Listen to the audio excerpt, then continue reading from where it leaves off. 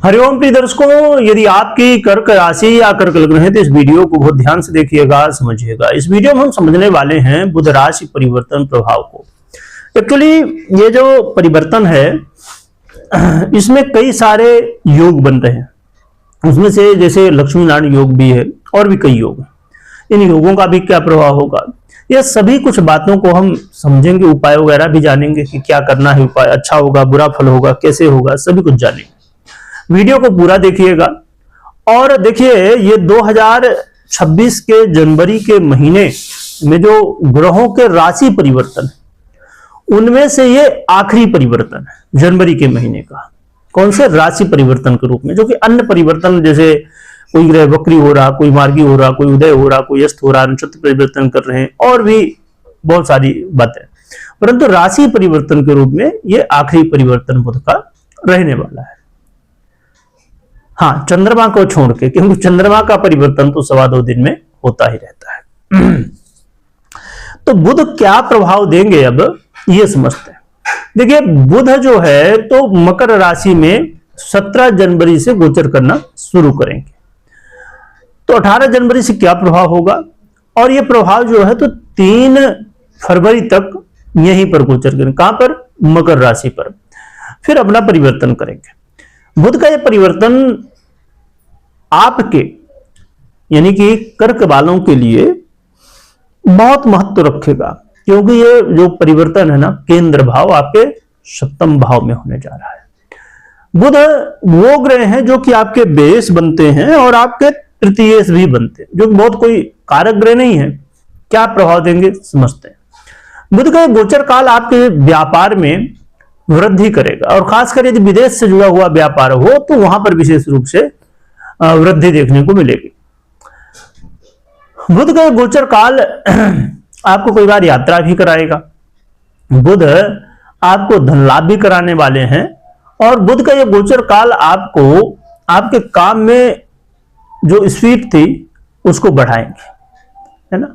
तो ये बहुत अच्छी बात है। बुध का ये जो प्रभाव है, तो आपके जीवन में ऐसा यदि लगता था कि आप व्यापार तो कर रहे हैं, पर बहुत सारे लोग क्या होता है कि पार्टनरशिप में व्यापार करते। यदि पार्टनरशिप में व्यापार आप कर रहे थे और वहां पर दिक्कतें, कई बार देखिए आपस में मनमुटाव भी हो जाता है, कुछ उलझने हो जाते हैं, तो इन उलझनों को सुलझाने का प्रयास इस समय किया जा सकता है, और ये प्रयास सफल भी हो सकता है। बुध का ये गोचर काल आपके विचारों में बहुत गहरा प्रभाव डालेगा। इसमें आप कई नई नई चीजों को सीखने की कोशिश करेंगे, जैसे AI हो या और भी बहुत सारे ऐसे काम हो सकते हैं जो बुध से प्रभावित हो सकते हैं, चाहे लेखन का हो, चाहे कोई रिसर्च वर्क हो, पढ़ना हो किसी विषय को, किसी बुक को, या ऑनलाइन ऑफलाइन, या जैसे भी ई बुक आप पढ़ ले, या जैसे भी, यानी कि इस समय आपका जो माइंड है ना वो लर्निंग की तरफ बढ़ेगा। और ये बहुत बड़ी बात होती है, क्योंकि देखिए जीवन में यदि आपको आगे, आप अभी वर्तमान में सक्सेसफुल हैं और सक्सेसफुल बने रहना है तो लर्निंग तो जरूरी है। देखिए, सक्सेसफुल होना उतनी बड़ी बात नहीं होती, पर उस चीज को मेंटेन करना, यानी सक्सेसफुल बने रहना बहुत महत्वपूर्ण होता है। आपने देखा होगा कि कई सारी कंपनियां या कई सारे लोग अचानक उनके जीवन में बहुत कुछ अच्छा हो गया, घर, गाड़ी, बंगला, नौकरी, चाकरी, ये वो दुनिया भर की चीजें, पर फिर आगे चल के ये चीजें मेंटेन नहीं हो पाते। तो इसीलिए मेंटेन करना बड़ी बात हुआ करते हैं। कहते हैं ना कि भैया घोड़ा पालना बड़ी बात नहीं है, मेंटेन करना बड़ी बात है। तो इस चीज को आप साधारण मत समझिए कि लर्निंग माइंड इस समय आपका रहेगा, ये बहुत बड़ी बात है। मान सम्मान में वृद्धि भी होगी आपके, और आपके जीवन में कई ऐसे बदलाव जो कि आप अभी तक सोच रहे थे कि ऐसे बदलाव कब होने वाले हैं। तो बुध का प्रभाव जो देखा जाए तो लगभग ठीक है। यहां पर कुछ चीजों का ध्यान रखना है। एक तो अधिक व्यय से बचना है, अधिक खर्च से बचना है ना। और चाहे आप व्यापार की बात करें, चाहे खासकर मैरिज लाइफ की बात करें, या अन्य भी विषयों पर, यह चीज ध्यान रखिए कि आपको अड़ना नहीं है। अड़ने का मतलब ये किसी बात को लेके बस, अब देखिए कई बार छोटी बात होती है ना, उसी बात को लेके थोड़ी बढ़ेगी और बढ़ेगी और बढ़ेगी, आपस में लड़ाई झगड़े हो जाते हैं।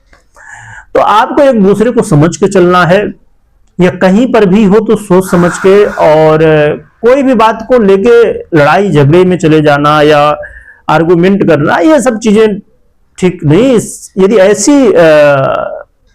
बातें होती हैं तो कोशिश करिए वो चीजें हटाया जाए, ये सब में पड़िए मत, क्योंकि यहां यदि ऐसा करेंगे तो कई बार मैरिज लाइफ में इसका बुरा इफेक्ट या व्यापार में या अन्य क्षेत्रों में भी पड़ेगा।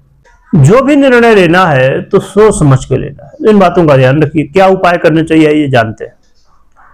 उपाय के रूप में आप भगवान गणपति की आराधना करिए और साथ में गौ माता की आराधना। गौ माता को चारा खिलाइए, भगवान गणपति को दुर्वा चाहिए, पूजन करिए, और 4 मुखी रुद्राक्ष भी धारण कर सकते हैं। तो ये उपाय करिए, परंतु पर्सनल कुंडली में जरूर चेक करिए बुध की स्थिति कैसी है, अन्य ग्रह दशाएं अन्य ग्रहों की कैसी स्थिति है।